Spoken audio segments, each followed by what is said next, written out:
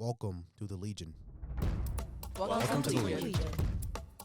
This is the official podcast of the Lee High School Creative and Performing Arts Magnet. On this episode for January 2023, senior Reighn Simpson and junior Alex Beachboard will talk to Huntsville City Schools Superintendent Christie Finley.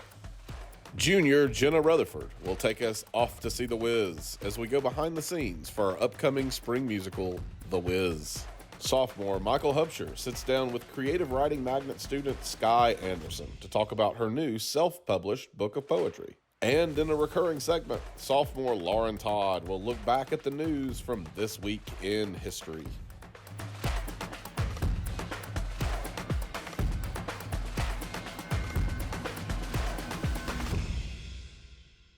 And welcome to the Legion, Miss Christie Finley. Hey, thank you. I'm glad to be here. So, a little birdie told us that you were the one that came up with the podcasting class suggestion. Well, actually, that is true. We were just, I was sitting with Miss Edgecombe, and, she's our magnet coordinator, and brainstorming things that maybe we could add to Magnet, a wonderful fine arts program.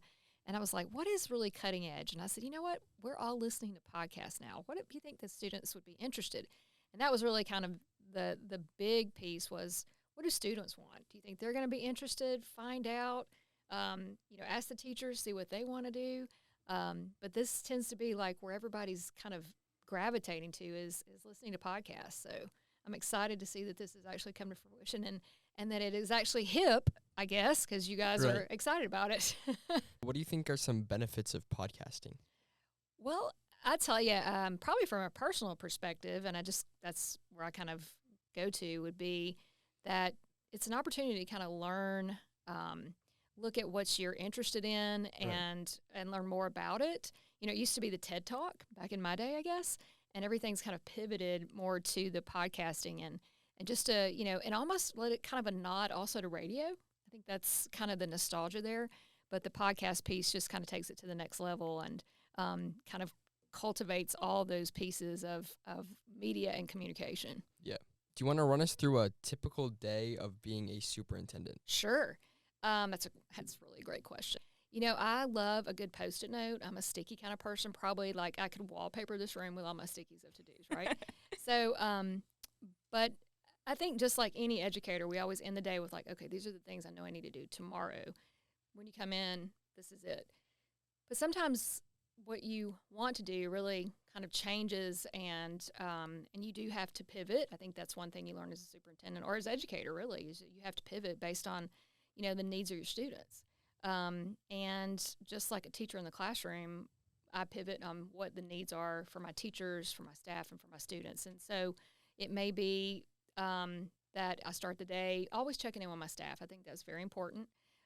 Start the day off there, but being in schools because that's really where the work happens, right? I believe that an office is a place for filing cabinets, things that are stationary. Right.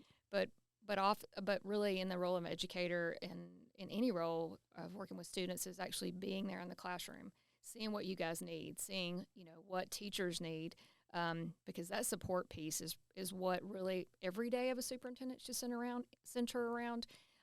So regardless what's on the Post-it, it should still be what is the purpose of that day, and it should all really go back to what's going on in the classrooms, what the teachers need, and what students need. Yeah. Yeah, and I'm sure like being there for the students means that you have to work outside of class and doing all these outside of office activities. So what's that like being, the expectation that you have to participate in these school events? Well, that's the best part of the day. I think the best part of the job is really seeing, like, for instance, Triple A's Mr. Grumpy's Toy Shop, right? To see what takes place in the classroom and in magnet programs especially, that they take what you learn in academics and then that transfers into a play where every student was involved in that play. And the faculty, the staff, that really just, to me, is so representative of what Huntsville City Schools is about. It's about community. And to be able to see that in action and how it just kind of transfers out of the classroom to me is just, it's an awe moment.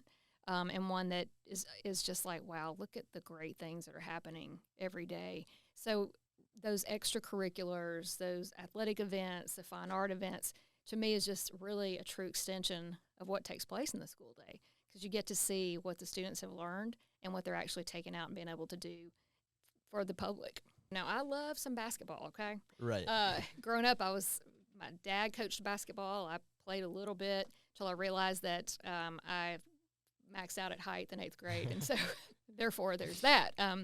But love seeing students actually involved and engaged and representing their schools. Yeah. And it doesn't have to be high school. It could be, seeing a PTA program in an elementary school, anything that really shows that these are our students. Look at all the talented students we have and our talented teachers that have really built that student's, maybe what a student didn't know they were able to do, that they're playing an instrument that walked in unable to play an instrument, or carry a tune and no one knew. So it's really amazing to see what students are able to do. And I think that's the best part of being in education is to see, or even a student that comes in that can't read in 1st grade, let's just say, and then by the end of the first 9 weeks, they're reading on the grade level. And those are those moments you're just like, if I could just capture that in a bottle, that you could just take with you. Yeah.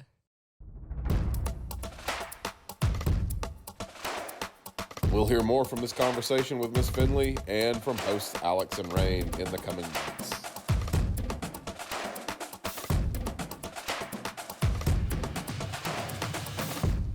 Welcome to the first installment of our series following the development of Lee High School's 2023 Spring Musical The Wiz. Each month, we'll go over a specific aspect of the show's development. This month, we're focusing on costumes. With a cast of over 80 students and an ensemble that changes outfits in almost every scene, the design and construction of these costumes is a big task. We interviewed Miss Jill Stocks, lead costumer for The Wiz, to learn all about her process. How would you describe your process? Like, you're starting out, you've just heard the name of the show, we're doing The Wiz. What's the first thing that happens? Research. You have to look at whether the show has a time period or any sort of elements involved with it. And so you're doing research. In this particular case, because a lot of times, like with musicals, you don't get to see the script. So you're also hindered in that way. You can't sit there and go through a script and say, oh, I've got this change, that change, or whatever. So you usually have about 40 to 60 hours of just watching videos, looking at pictures, trying to find your time periods, figuring out what's happening like that. And it's a lot of intense work. And from there, it's not that you're necessarily taking other people's ideas, but you're trying to formulate a picture of what you want to see. And so a big piece of costuming is, I love it because Carter always says that it's the snapshot or the, that you're making that print. And so that's what you're kind of visualizing, trying to visualize costume-wise what you got going on. Pictures on stage. Yeah, it is. That's you're drawing. And a lot of times you're trying to think, okay, where does my creative side of me get to come out and play? So like in this particular show, I'm doing a lot of augmenting of pieces for like Glenda or Ad Perel or Eveline. Those are all going to be original builds. Sometimes I work in a situation where I actually am building an entire costume. Sometimes I take pieces of things that are already built and then add to them and create my own thing around that. Next major step that you have to go through is you've got to get, the big thing about costumes is the fact that it's not really something that you can just come together at the last minute. Really, it's a huge process. I mean, you're thinking about it. I know that right now we're looking at probably having 40 people in Oz, and everybody has to kind of look different because of the style that I'm going for. We're kind of doing a 70s kind of look for Oz. Runway modelish is kind of my goal. How much of your, would you say, inspiration comes from, how much do you think is your own idea of what you're making, and how much of your inspiration is coming from, like, the Broadway show or pictures of past productions? It kind of depends. I will say that a lot of times, prime example, Glenda, I want lights because of that beautiful that they did in the Wiz Live. It's like beautiful. That whole thing is just, full of lights. So I intend to play with that, and I don't want to use the word steal, but borrow that idea and that concept.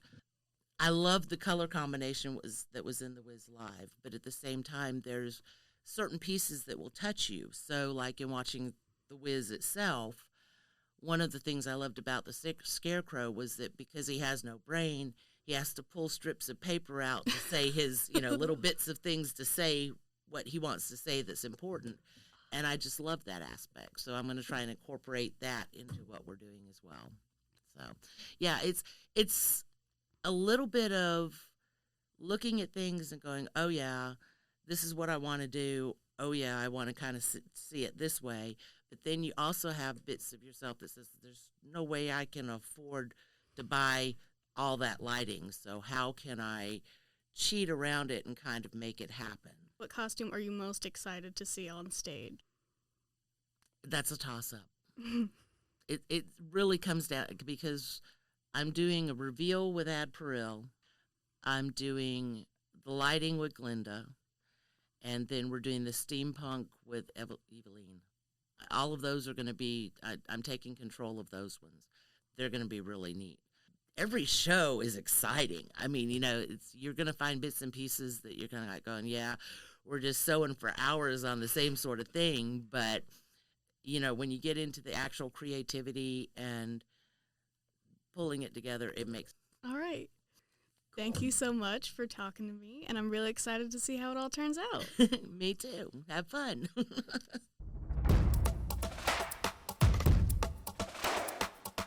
This was only the beginning of our journey to see The Wiz. In the coming months, you'll hear the commitment and hard work it takes to bring a musical production to life.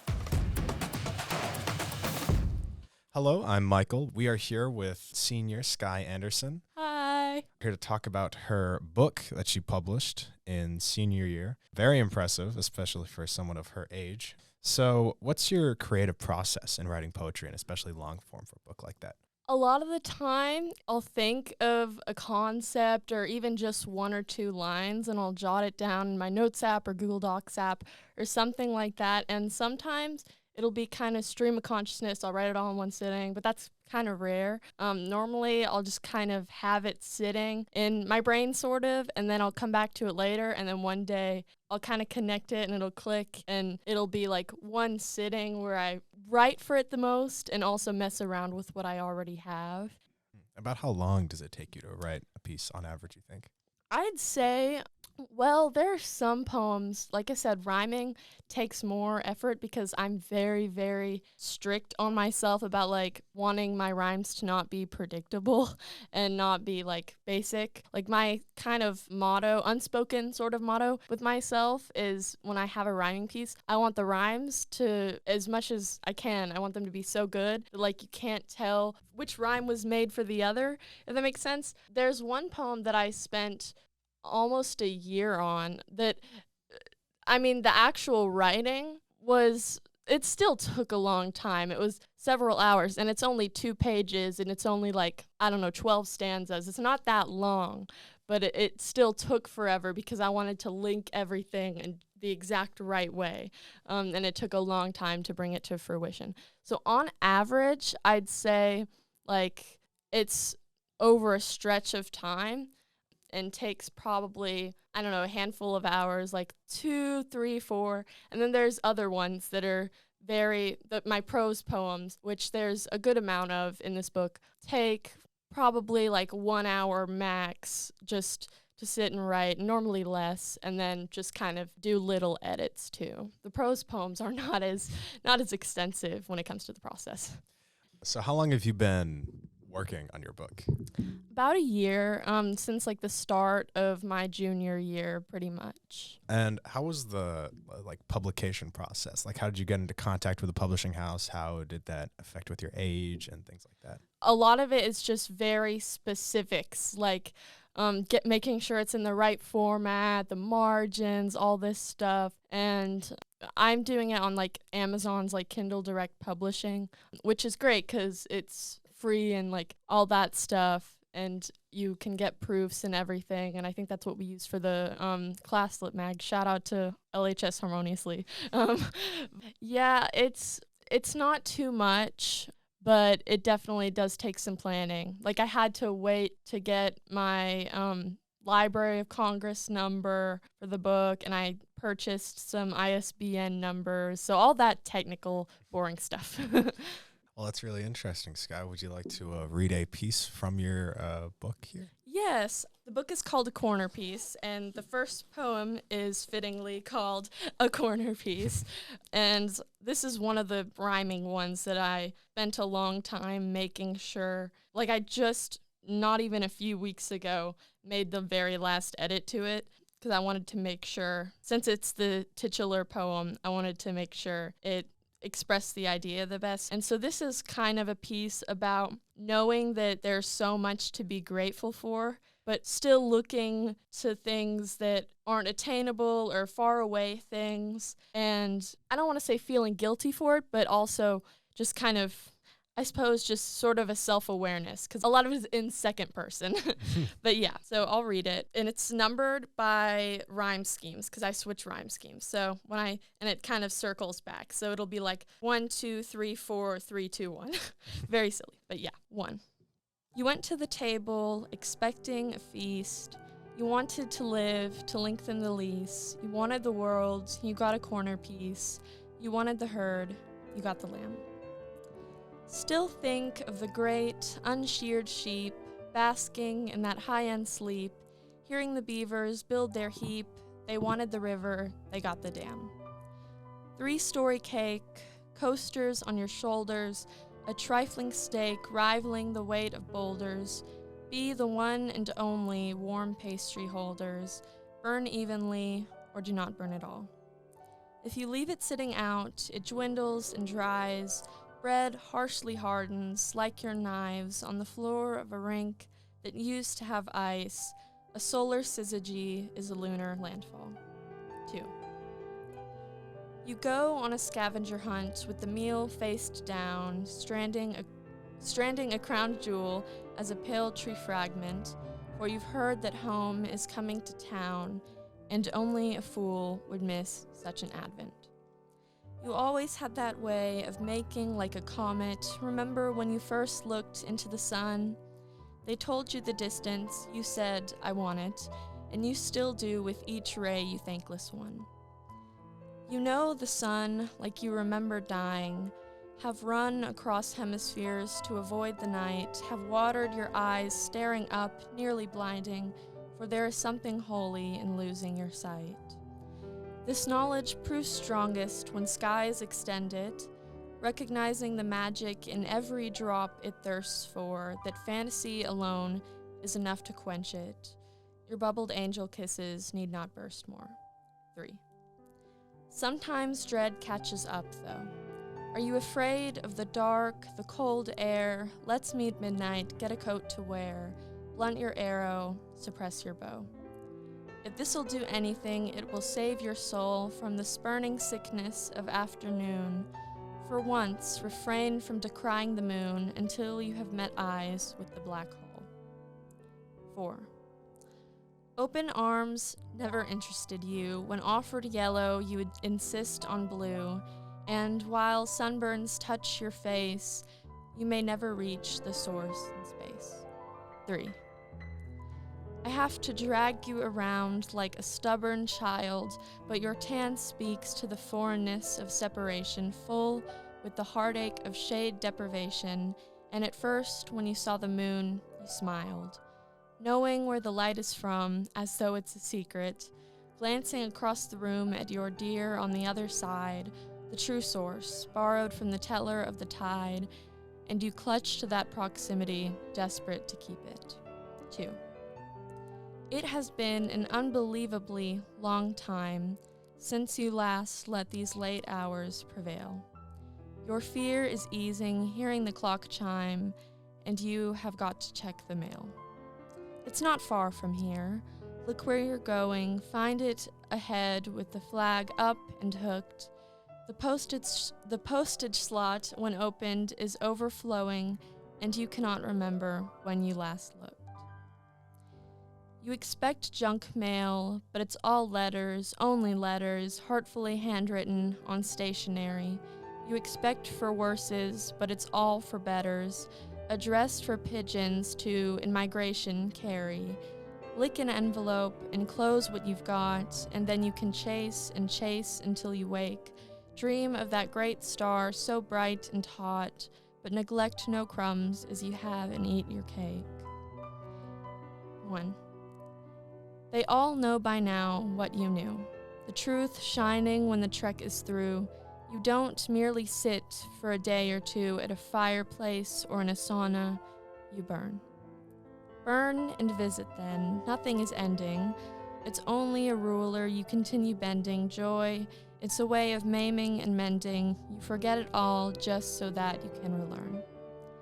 Not a day of rotation goes by, not an hour, that you do not see the light and cower.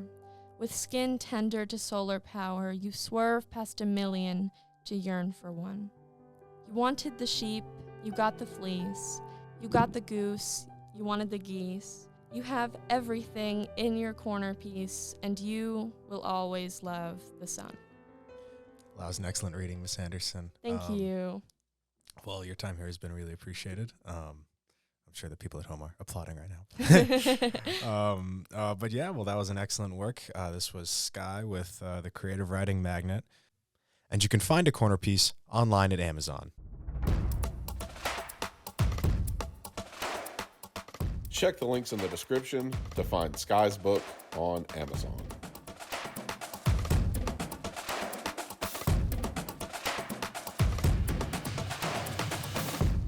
Welcome to This Month in History. So, what happened in January of 1923?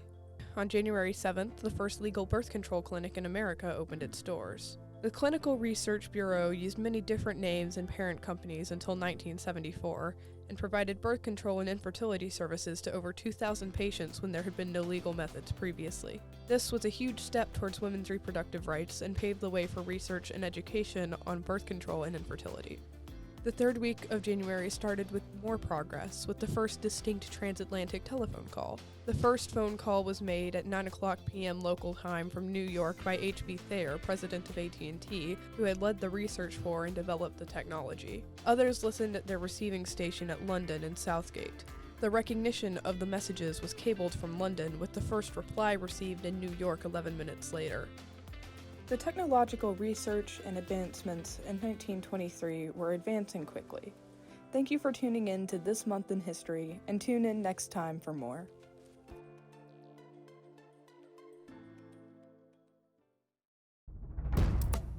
Thank you for joining us this month.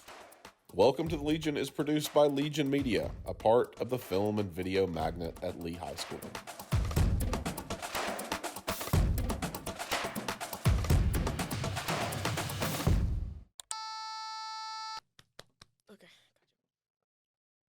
Welcome to the Legion.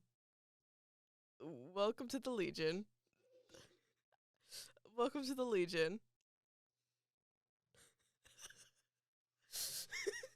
Why do you guys keep laughing?